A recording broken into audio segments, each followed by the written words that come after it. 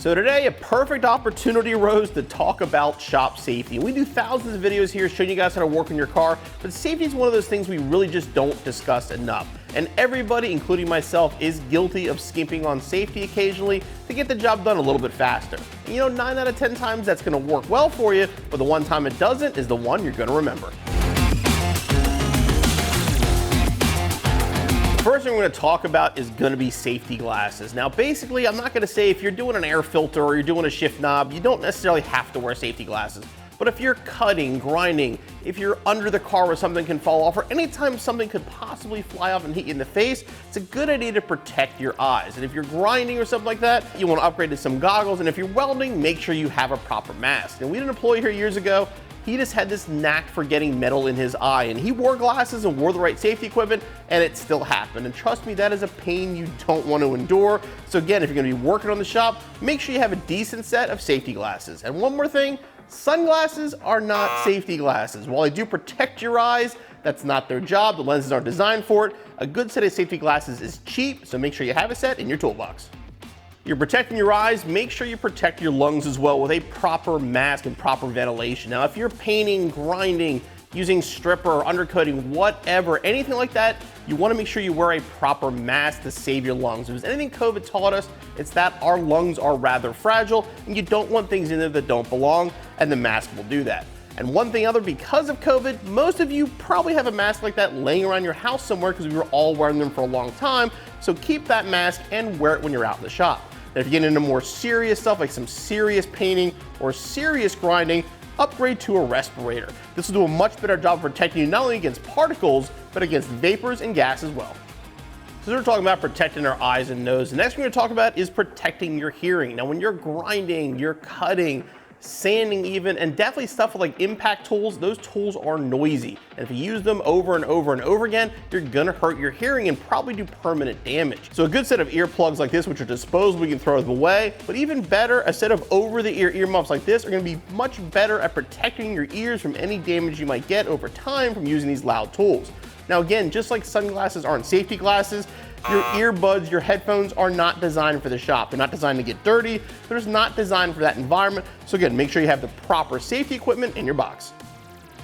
So next we're going to talk about is protecting your hands. And I'm going to be the first to admit, I hate wearing gloves. If you watch our videos, you notice I rarely wear them, but there is a time and place where you do want to do that. And that is when you're, again, grinding, you're cutting, if you're welding, if you're working on something that's particularly dirty, like an axle with the grease or certain chemical strippers, whatever, protect your hands with a good set of gloves. Whether you're using like a rubber glove or even more of like a leather style glove for something that's really, really hot. And again, welding, make sure you have the proper gloves for that as well. Because again, you want to protect your hands, because if you can't use your hands, you can't work on your car. The next thing we're going to talk about is going to be proper attire in the shop. Now, I'm not saying for the most basic installs, you have to make sure you're wearing proper gear, but you also don't want to weld in a t-shirt and shorts. You want to make sure you have the proper clothes for the job you're doing. So if you're cutting, grinding, especially welding, make sure you have a heavy duty jacket designed for that kind of a use. And when I have a personal reminder every time, it's actually why I wore this shirt. I have 2 holes from welding slag that came off when I was welding, went right through the shirt and put scars on my arm. Again, I'll always have the reminder to make sure I'm wearing the proper stuff when I'm doing that. Another thing is shoes. Nothing with an open toe like a sandal has any business being in your garage. You want a good set of sneakers with good traction at a minimum. Even smooth-soled shoes, even if it's a sneaker, you're eventually going to spill something on the floor. It's more likely going to be concrete and you're going to slide. So a good set of sneakers at a minimum. And if you're doing heavier duty work with heavy components, a good set of boots, preferably with some sort of reinforced toe, is an excellent idea. No matter how careful you are at home working in your garage, eventually you're gonna have some sort of an accident, and that's why you wanna have a decent first aid kit in your garage. This one here is OSHA certified. They're great for home or business use. They're gonna give you the basics that you need, your antiseptic creams, your burn ointment, your Band-Aids, stuff like that, to handle small cuts, small bruises, or small burns. Because again, no matter how careful you are, eventually accidents will happen. You wanna make sure you're prepared. Speaking of accidents, the next thing on my list is going to be a fire extinguisher. A fire extinguisher is like a roll bar in your race car. It's something you want to have if you need it, but hopefully you'll never actually have to use it. But you do want to make sure you have a fire extinguisher handy, because a small fire can turn into a big fire in a hurry, especially in a garage where you've got lots of flammable fluids, liquids, interior, all kinds of stuff that can easily catch fire.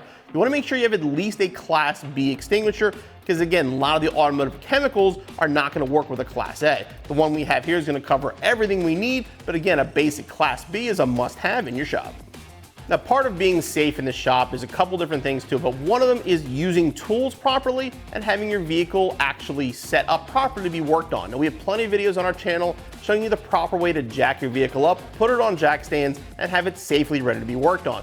Next part is using your tools properly. I mean, this could be an entire video on how tools work, but basically what I'm saying is use them for their intended purpose. Perfect example, this is not a pry bar, this is a screwdriver. We've all done it. You can do it, it'll work, but it's not what it's designed for, and it increases your chances of getting hurt. Same thing with something like this. If you're gonna be hammering anything near gasoline, make sure you have a brass punch.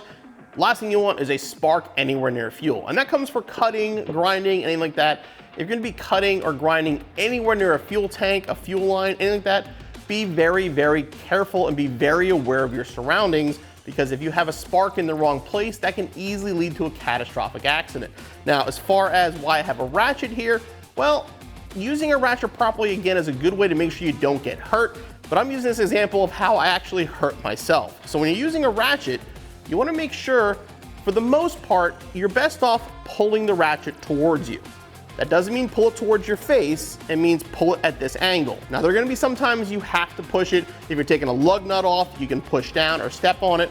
But you wanna make sure when you're pulling on it, you also are aware of the area and you don't pull on it, have it snap off, and have your elbow go into a frame rail you didn't notice was there. So again, be aware of your surroundings when using tools that make sure you not only don't damage the car, but damage yourself. Now, shop safety is definitely something a lot of us take for granted. I admit I'm 1000% guilty of this myself. Sometimes it's easier, oh, I'm just gonna do this real quick. I don't need to get my gloves on or my safety glasses on. But you know what? Take a minute, take the time, use the proper safety equipment. In the end, it's gonna be worth it.